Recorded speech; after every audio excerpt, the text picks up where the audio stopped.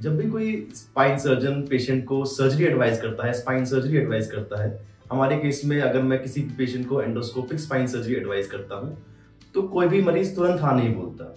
सबसे ज्यादा वक्त वो जाया करता है ये सोचने में कि ये कितनी कॉस्ट होगी इसकी। जनरली पेशेंट्स में ये मिसकंसेप्शन रहता है कि स्पाइन सर्जरी बहुत कॉस्टली होती है। तो आज हम डिटेल में इसी बारे में बात करेंगे कि एंडोस्कोपिक स्पाइन सर्जरी की हमारे यहाँ कितनी कॉस्ट होती है। तो एंडोस्कोपिक स्पाइन सर्जरी कॉस्ट जानने के लिए इस वीडियो को एंड तक देखें। हाय, मैं डॉक्टर ध्रुव शर्मा हूँ। मैं एक स्पाइन और ऑर्थोपेडिक सर्जन हूँ। स्पाइन सर्जरी में मेरी specialisation All India Institute of Medical Sciences नई दिल्ली से हुई है और मेरी एक्सपर्टाइज एंडोस्कोपिक स्पाइन सर्जरी करने में है। एंडोस्कोपिक स्पाइन सर्जरी की कॉस्ट कितनी होगी ये मेन मोटा मोटा 3 चीजों पर डिपेंड करता है।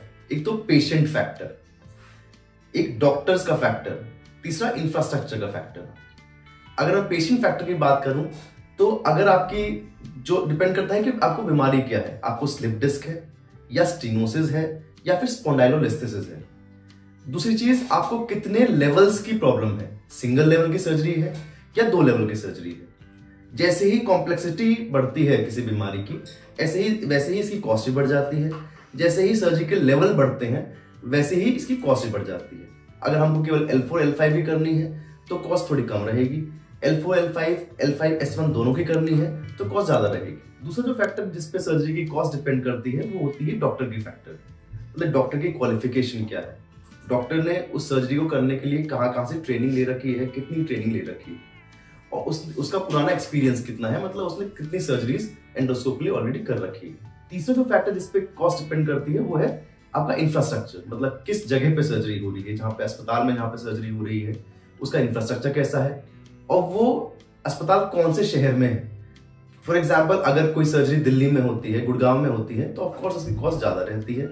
अगर मैं बात करूं अपने यहाँ की फरीदाबाद में नारायण हॉस्पिटल की तो उसकी कॉस्ट थोड़ी कम ही रहती है। एक और फैक्टर जिस पे सर्जरी की कॉस्ट डिपेंड करती है वो ये है कि पेशेंट सर्जरी कैश में करवा रहा है या उसके पास कोई हेल्थ इंश्योरेंस है।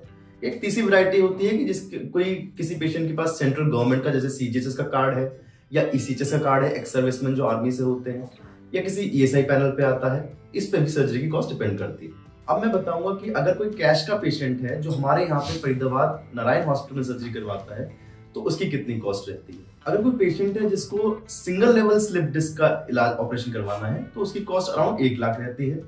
अगर 2 लेवल का स्लिप डिस्क ऑपरेट करना है तो उसकी कॉस्ट करीब 1.5 लाख रहती है। अगर किसी पेशेंट को लंबर कैनाल स्टेनोसिस है, उसकी सर्जरी करवानी है सिंगल लेवल की तो उसकी कॉस्ट करीब 1.25 लाख रहती है। और अगर 2 लेवल की कैनाल स्टेनोसिस है तो करीब 1.25-2 लाख तक की कॉस्ट बैठती है।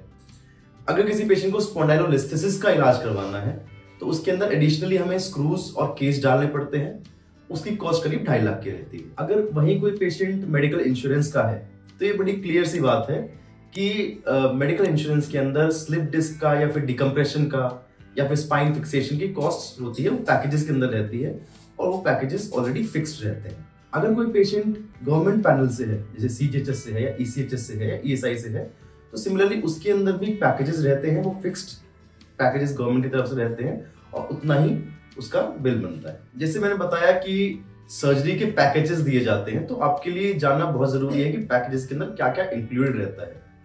सबसे पहले रहता है डॉक्टर कंसल्टेशन, मतलब डॉक्टर विजिट्स। जो भी डॉक्टर आपको जब एडमिटेड रहेंगे तो सुबह शाम जो भी डॉक्टर आपको विजिट करेंगे उसके चार्जेस। दूसरा रहता है सर्जरी के चार्जेस।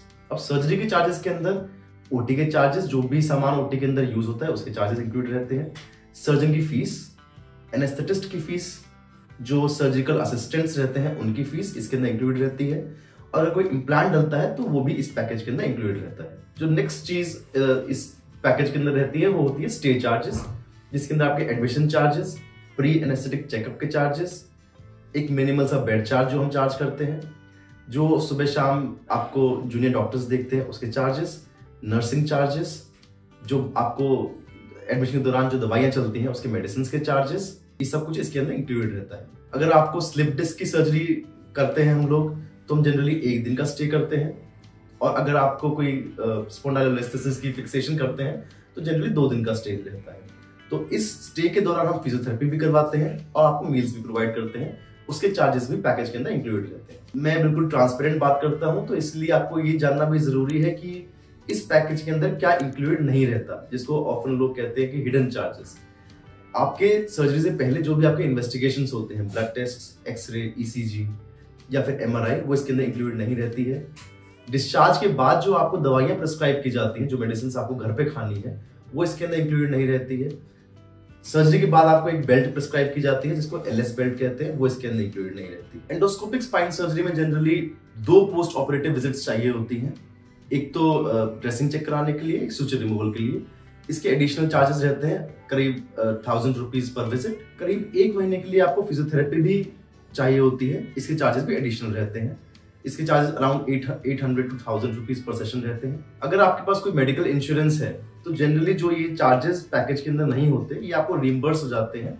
उसके आपको बिल्स प्रोवाइड हम कर देते हैं जो आप रिइंबर्समेंट के लिए अप्लाई कर सकते हैं। लेकिन अगर आप कैश में सर्जरी करवाते हैं तो ये बिल जो है होते हैं, चार्जेस जो होते हैं, ये आपको खुद बियर करने पड़ते हैं। बहुत सारे पेशेंट्स हमारे पास बहुत दूर दूर से आते हैं जो पोस्ट ऑपरेटिव विजिट्स के लिए नहीं आ सकते। उनको हम ऑनलाइन फिजियोथेरेपी कंसल्टेशंस प्रोवाइड करते हैं।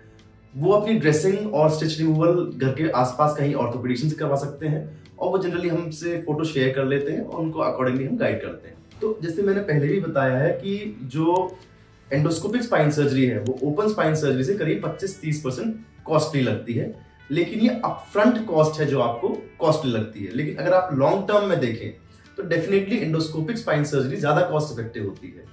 वो कैसे? क्योंकि एंडोस्कोपिक स्पाइन सर्जरी के अंदर कई सारे कॉस्ट बच जाती हैं। जैसे कि ओपन सर्जरी के अंदर एडिशनल स्टे चाहिए होता है, ज्यादा मेडिसिन चाहिए होती हैं, ज्यादा फिजियोथेरेपी चाहिए होती है, साथ ही आपको करीब कोई 3 महीने का उसके अंदर रेस्ट चाहिए होता है।